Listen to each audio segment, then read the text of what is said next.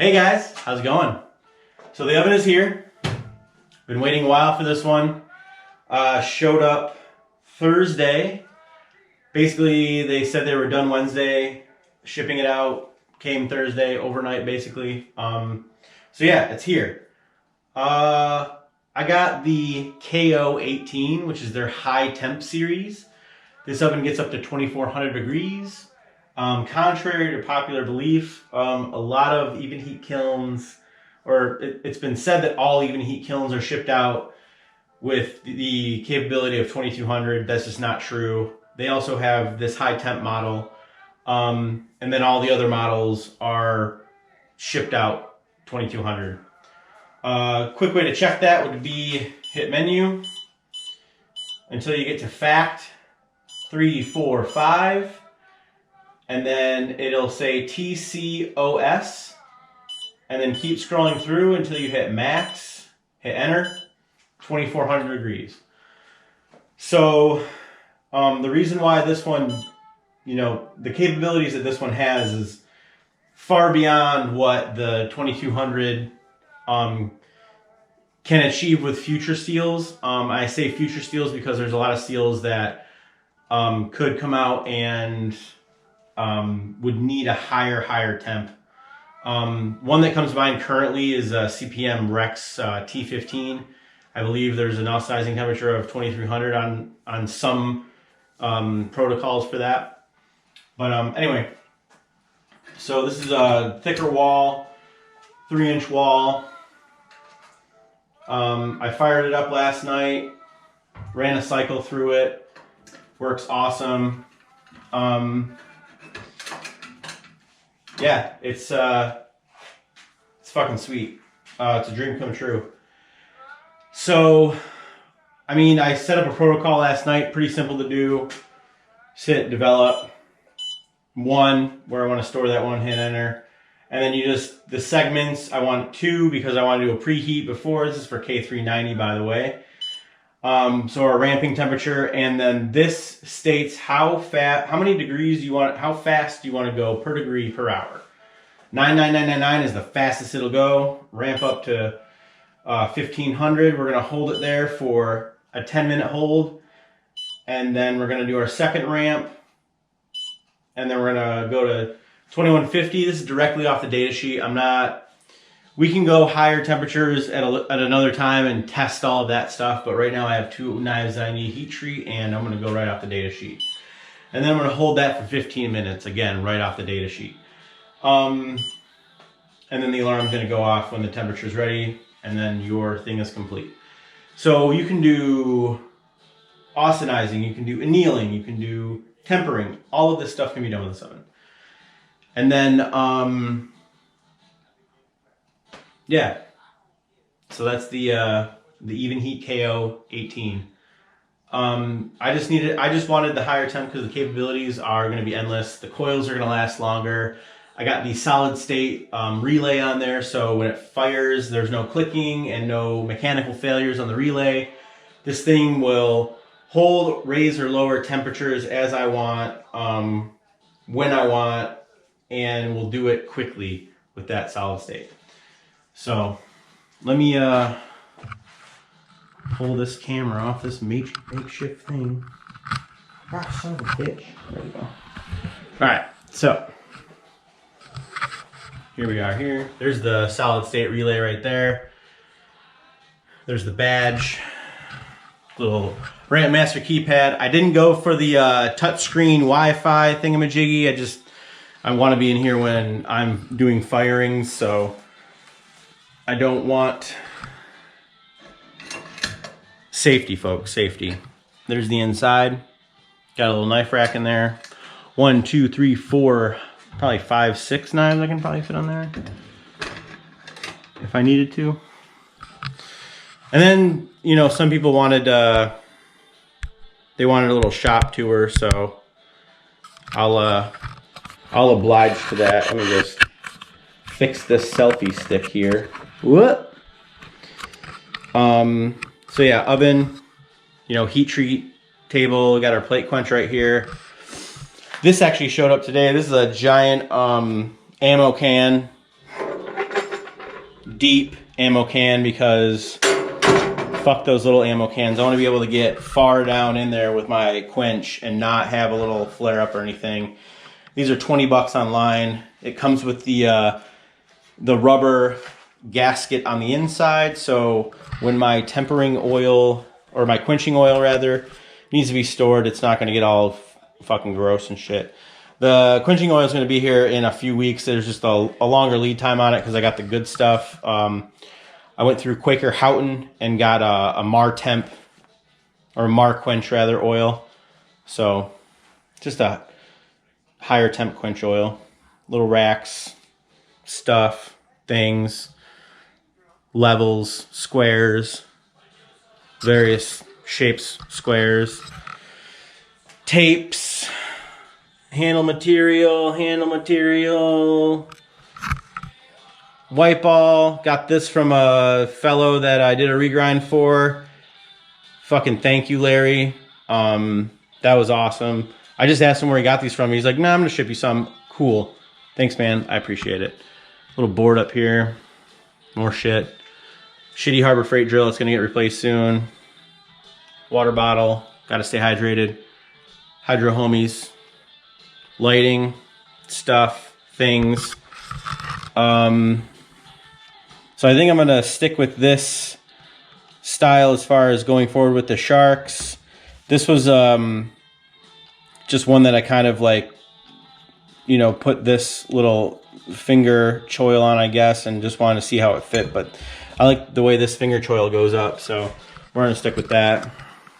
Grinder, dirty water, fucking bandsaw, belt, storage stuff, stuff I gotta take care of, more belts, cardboard, door to the dungeon, my basement, stuff I gotta clean up, ladder, all this shit. So yeah, that's my quote-unquote shop. It's not much, but it's home. Oh yeah, I got air compressor too for the plate quench. I opted to go with the vice style instead of just holding the plate there. Just gives me a little bit more versatility.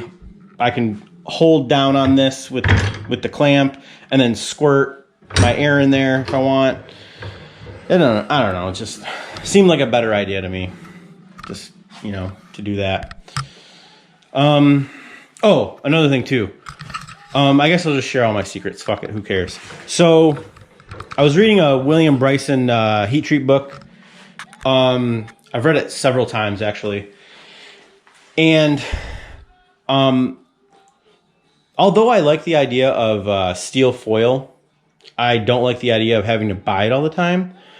I will still use steel foil for certain applications, like annealing and, you know, different stainless steels that I don't want to apply this to, or that I can't apply this to, rather. In this bucket right here is something called Ceram Guard, and this is Ceram Guard 96. This is actually high industrial ceramic coating that melts and doesn't adhere. It melts and forms a protective barrier on certain applications. This is used in, you know, high-end production and stuff like that.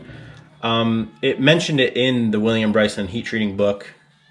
This is a pain in the ass to get, but I'm glad I got it. I'm probably going to order a different type. So what this does is you apply this, I think 1 to 2 coats, and then you will fire your material or your parts in your oven. You can quench with oil, air, water with this stuff on. This has a maximum temperature of 2,300 degrees. From 2,000 degrees to 2,300 degrees is the maximum temp ranges where you can use it, because it needs to melt to form that barrier. This is to prevent decarb.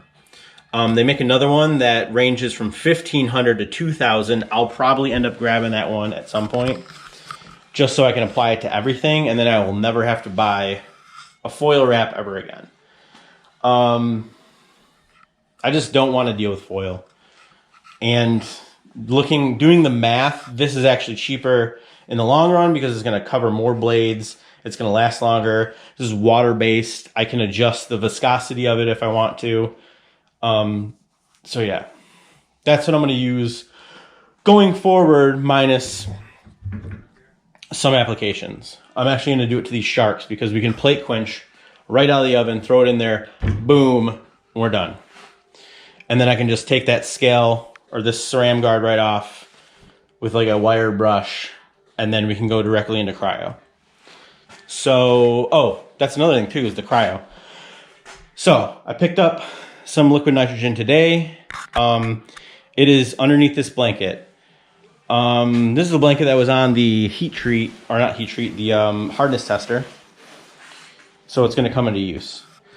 So this is the box that the doer came in, and then I kind of modified it. So inside the box that the doer came in, it was wrapped in like some sort of like, I don't know, like shipping plastic or whatever that had like air in it.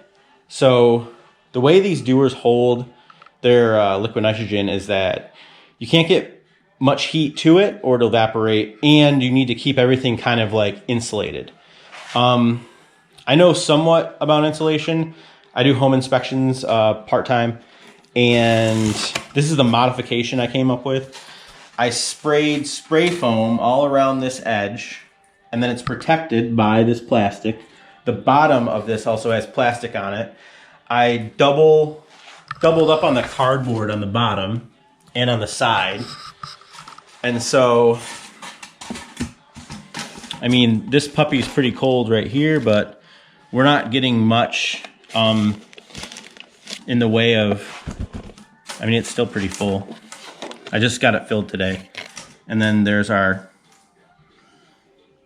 you can't even see in there. Anyway, this should hold, according to the website, and with my, you know, makeshift insulation, should hold for about a month, depending on how many blades I heat treat and how often I'm dipping hot metal into this this doer. I'll wrap that up better, but so yeah, my workshop. So that's where we're at. That's what we're doing. Probably gonna prep those sharks with that ceram guard, get those ready to heat treat tomorrow. I'm gonna try to wake up early, heat treat them. I will try to shoot some footage of that and get this show on the road. I think my aim hardness for those are 65 to 66 HRC for right now, because I don't have any K390 to do a test run with. I don't think I do anyway. I think this is 01. I think this is, I don't know. I think all this shit is, oh, that's blue. That's Vitoku 2. Little petty knife I was gonna do. I think that's 01 right there, but so yeah. I think it's just mostly 01 and Vitoku. I don't even know what this is. I think Vitoku. I think, I don't know. Anyway, I'll after I get these gone, I'll definitely get some more to test out, and we can run some protocols and see what we get. And then the Rex 45 project's gonna be on hold for a little bit until I get those knives back from the holes being drilled, and until I get my quench oil. If it doesn't show up, I'll probably end up just doing a plate quench, because there's a few protocols that you can do that will yield you a 70 to 71 HRC with a plate quench. So, but yeah, guys, hope you enjoyed everything, and Stay safe.